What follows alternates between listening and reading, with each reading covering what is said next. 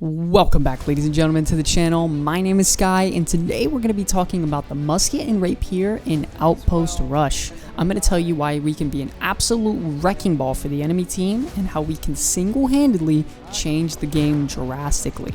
We're going to talk about the #1 build for musket and rapier in this mode specifically, the abilities, perks, gems, and stats as well, what to do at the start of the game to give you a huge advantage throughout the match, what our role is in Outpost Rush, and some super important advanced tips and tricks.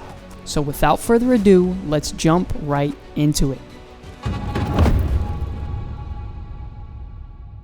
Okay, ladies and gentlemen, so to start off with our build for Outpost Rush, right? What's going to be useful in almost any situation? What's going to be useful at range? What's going to be useful in group fights? What's going to be useful in duels? Let me show you what I got. So, to start off, we're going to grab Powder Burn, Shooter Stance, and Sticky Bomb. These three abilities make you useful in almost any situation you're encountered with. Powder Burn and Shooter Stance gives you a massive damage increase at ranged, especially to light armor targets. Usually, if you get a Powder Burn crit on them and immediately enter Shooter Stance, you can kill them within a couple shots after that if they're wearing light armor. Specifically in Outpost Rush, we're going to be focusing light armor and backline targets. So this is one way to just absolutely decimate healers or casters or even bow and musket users as well. The reason we grab Sticky Bomb also is it's amazing for staggering groups of enemies that are clumped up together, and it's great for AoE damage and pressure, and it's a lot for the healers to heal through if these land on 3, 4, and max maybe 5 targets if you're that lucky. We're going to grab the obvious hustle and tactical reload so you can move around the map and get instant reloads. We're going to grab Salt on the Wounds for that execute damage. We're going to grab Empower Weakness because a lot of people are going to have debuffs on them throughout the match, so having that 5% damage debuff after you hit someone is a major DPS increase. We're also going to take Back It Up just in case we need to duel anyone one-on-one that is a melee, fighter, whether it's a Great Axe Hatchet or a Warhammer Great Axe, whoever it is, it gives us more speed and mobility to get away from them. After that, we're going to pick up the usual suspects inside the Sharpshooter tree. Heightened Precision, Sniper, hit your mark for that big headshot damage and critical strike damage for the farther they are away. And, ballistic advantage so we don't get damage reduction while they're farther. So this is just the musket build. Let's move into the rapier build now. Now for the rapier, you're not going to grab any of the blood talents because usually when you're in the midst of a fight with the rapier, it's when you think you got kill potential on a healer and he's outcasted himself a little bit too far from his team. So usually what I do is I hit the healer with the Powder Burn, swap to my rapier, bull rush him, and try to finish him off as quickly as possible with evade and flesh backstabs. And I also have a riposte to get out of there, as well as my movement speed for my rapier to get out of there as well. So remember, do not sleep on the rapier. It deals an immense amount of damage to light armor targets. I've hit 2.3, 2.4, maybe even 2.5k crits with the rapier if I'm hitting someone in the back. And you can 2-3 shot people with this thing if you set it up properly. I've done it. It is very, very effective against light armor targets if you can get your hands on them. Okay, now to talk a little bit about the attributes, right? Personally, what works for me, I've tested out maybe 3-4 different builds. This is my #1 go-to build in almost any situation I'm in. I am in love with this automatic guaranteed crit from the dexterity tree. It is so massive for all of your damage and taking down light armor targets. It is essential in my opinion. I would never ever pass it up. Now, I've tested out intelligence where, you get the elemental gems and you do extra elemental damage, more damage over time. I've tested that out. Personally, it's not for me. It feels a little clunky. It feels a little ability reliant. So for me personally, I like the mobility that dexterity brings us with the dodge, and I love that automatic crit. It is essential in my opinion. I also think grabbing some constitution is essential because I like to fight in melee combat as well. I am not a strict musket user. I love dueling people with the rapier, and getting in that back line and, me having the ability to choose some light armor targets up with that rapier when they're unsuspecting of it, having this extra constitution means the world. It also makes me heal 20% stronger with potions, so it is very, very effective if you have 50 constitution. Now remember everyone, this is my personal preference for what I do. Take what you want from this video and put a little twist on it. Try your own builds. Try what works for you. If you're an intelligence musket user, play intelligence. I'm not saying it's not good, it's just I don't like it personally. It's not my gameplay style. So remember, play what you enjoy and be the best at it. Okay, so now moving into some gems for the musket and rapier, right? So this is what I've tested out, and this is what I believe to be the best options to worst options, you know? I don't think any of these are awful choices.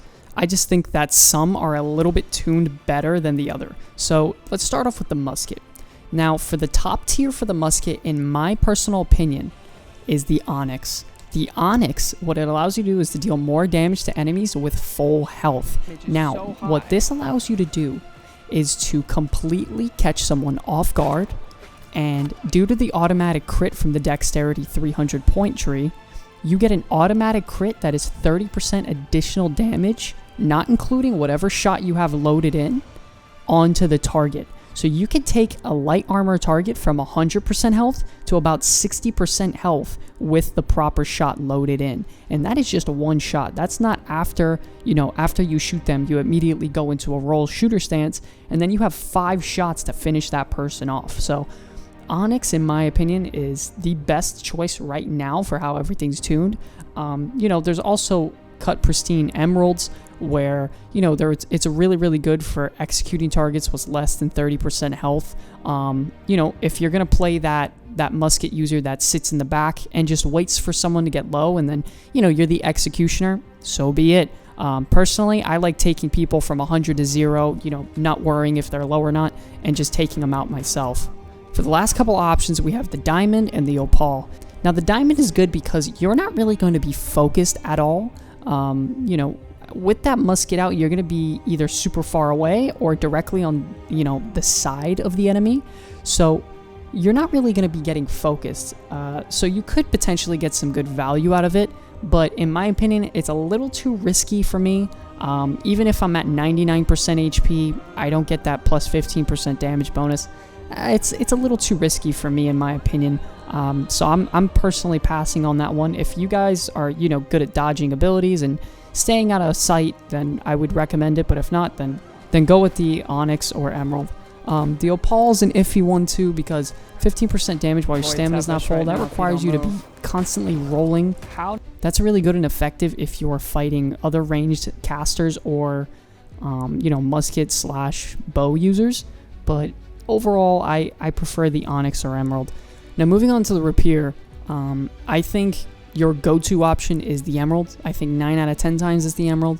20% damage with targets less than 30% health is incredible for executing those high-priority targets like healers or, you know, mage casters. It is, in my opinion, mandatory. I would never go without it. Now, the Opal is a decent one if you're in combat with your Rapier a lot more. You're going to get a lot more value out of that. Personally, it's probably like a 60-40 for me, 70-30 with the musket and rapier. I do like using the rapier, yes, but I like to get targets low with the musket, and then if I'm just missing one too many shots with that musket, I'll bum rush them with the rapier and finish that job off. Okay, now just to go through some basic weapon perks. You know, obviously, you don't just handpick these. These are very hard to come across, and, you know, you have to get lucky with the stats and the perks, but if you do have a choice between a weapon that has these perks or a weapon that doesn't, I would most likely recommend the one that does. Now, the best perks that stand out for the musket in PvP scenarios is Empowering Shooter Stance and Enchanted. Now, the reason for that is that you're not always going to be getting headshots with muskets. Your body shots could be a lot of your damage. Now, with Enchanted, you get light and heavy attacks deal 10% more damage, and Empowering Shooter Stance, you get increased damage by 22% after you land a shot. Now, potentially while you're in Shooter Stance, you can also have a permanent damage increase while you're in there.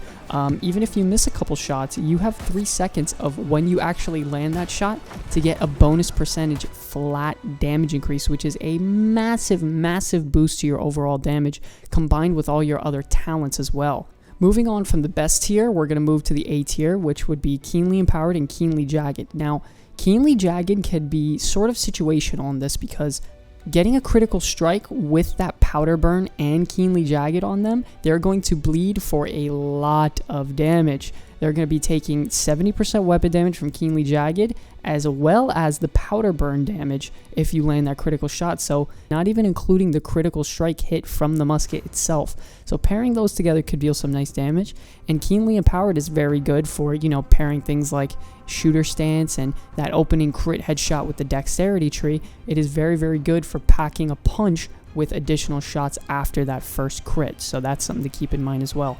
Moving on to the B+ tier, we're going to talk about Vorpal and Vicious. Now, I wouldn't try to prioritize these over the other ones because the other ones are consistent, flat damage increases, and you don't have to land those headshots to get them. Now, Vorpal and Vicious are great, yes, but it's very, very difficult for the average player to grab these and perform well with them. These are great for PvE. I wouldn't recommend them so much for PvP. But they're situational, and if you're good at those headshots, give it a try. Moving on with the rapier, there's very few options I believe are very viable in PvP, and I think that's keenly empowered and enchanted. Once again, enchanted, just a flat DPS increase, and keenly empowered is very good because whenever you critically strike, you gain 15% damage for 5 seconds. It's very, very powerful, especially if you're behind a target. You also have things like rogue, and omnidirectional evade that aren't bad. But we're going to try to keep it on the damage scaling consistency here. Getting in there, finishing them off with your rapier, or potentially even dueling someone and getting out of there. These are your best go-to talents. Boom! The gates open up and you are off to the races. What's the number one thing you do? Do you bum rush down the middle? Do you go toward the enemy team and try to get headshots? No.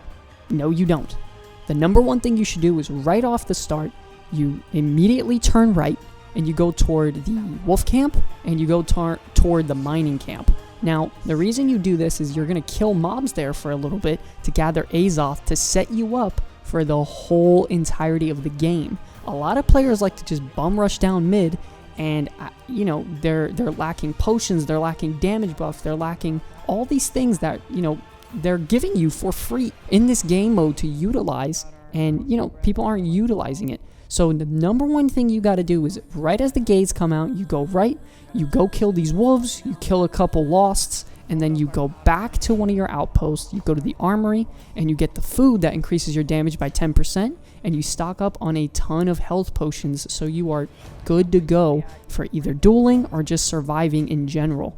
Your number one goal while in the midst of a big fight is healers. You need to find those life staff users and punish them. You need to get their attention away from their front line and put them on themselves. Get them out of the fight. And if you can kill 1 to 2 healers in a group fight, your team just won that fight.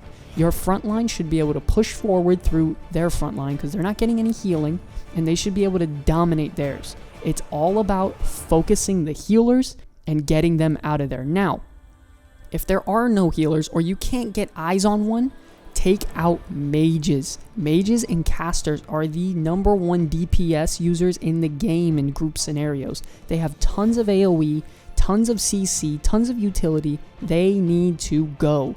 They are also very, very squishy. They're very weak. They can get 3 and even 4 shotted. If you land a couple headshots, they are goners. You need to get them out of the fight as soon as possible to get your team more mobility, more control, more AoE control over the front line push. If you have that front line push, there is nothing stopping you from snowballing them all the way to their spawn. So to just recap that, number 1, focus on those healers. Number 2, focus on those casters.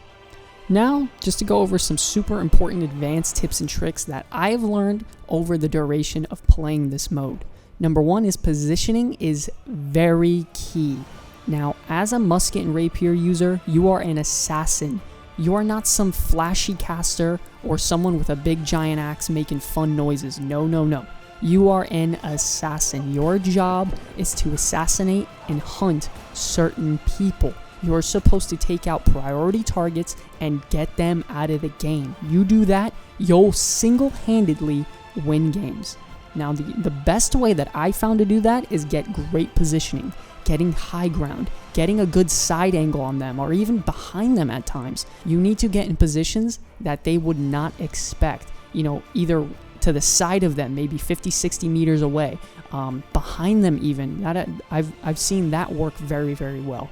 If you're behind the enemy team and you can get your hands on one of those healers, you powder burn them, maybe roll, shoot for an automatic shot, and you bum rush him with that rapier and get him out of the game. Even if you end up trading 1-for-1 you for that healer, it is very worth it. You need to know that healers and casters are the #1 priority, and they need to get assassinated by you. It is your job. It's a mandatory. It is the #1 thing you should focus on. Another tip is know where their massive army is at all times. And you guys are dominating the mid lane and, dominating them and almost spawn camping them. Either A, they're a really bad team, or B, they're up to something. They're either going for that Baron or they're going for those brute farms, and they're going to really, really make you pay and punish you for making the mistake of not paying attention to that. Now, what I do always is I always keep eyes of where everyone is at all times. Where could they be potentially? What's the timer on Baron? What are they trying to do to, potentially flip the tide of battle? You can single-handedly alone control points and be very, very annoying to people that are trying to turn in Azoth for brutes. I've done it personally. It is amazing what you can do. You just punish them for that. You always want to be active, stay on the move. Don't just follow the crowd all the time. That's not what you are. You are an assassination expert. You are bounty hunting top priority targets and figuring out what their objectives are. What are they trying to do at the time? And really punish them because you can hit them from hundreds of meters away. My last tip is, throughout the match, you're going to be seeing people consistently. Who's good, who's not, who's really bad, who's really strong, who should I avoid, who should I target. Now, the best thing for me that I've found out that I do is I press the letter N while you're in the game, and I try to see who their #1 player is, and I try to get rid of that player as much as possible. I remember their face, and I hunt them down. If you can do that and eliminate their main player, make them a non-X factor, that changes the game as well. You want to focus those healers, their top priority players. Taking out their X factor players, get them out of there, that changes the whole tide of battle. This is what will allow you to control games single-handedly. You don't need to just run down mid. You don't need to just gather resources and do this and that. Your job is to assassinate high priority targets and completely make them a non-factor in the game. Some really cool tricks that I've learned, playing Outpost Rush. One of them is bullets. Now, in Outpost Rush, you have unlimited ammo for whatever ammo you have currently locked in. So you can go in there with one auriculum bullet, or orichalcum, however you pronounce it, and you can use it the whole match. You can go to the trade post and buy one single bullet and use it the entirety of the match and gain the benefits of it completely. So that's something to keep note of. My last trick to teach you guys is the automatic critical strike sticky bomb. Now this is a very, very effective trick to know if you have 300 dexterity. Now the 300 dexterity perk gives you an automatic crit on anything you do, whether it's an ability, whether it's a shot, anything. So when you toss out that sticky bomb and you roll, it'll give you an automatic crit on that sticky bomb. Now, one thing you do have to note is after you throw out the sticky bomb, try not to shoot because it will, then consume that automatic crit on that shot. Wait for that bomb to go off and you will watch a ton of people's health immediately crash down from those 2.5k to 3k crits on that sticky bomb. Usually what I like to do is toss it out, find a good position to get myself in, enter shooter stance, and start hitting priority targets that are going to get hit by that sticky bomb. Okay, ladies and gentlemen, that's going to have to wrap up this video. These are just tips and tricks and a basic guide on the musket and rapier and outpost rush.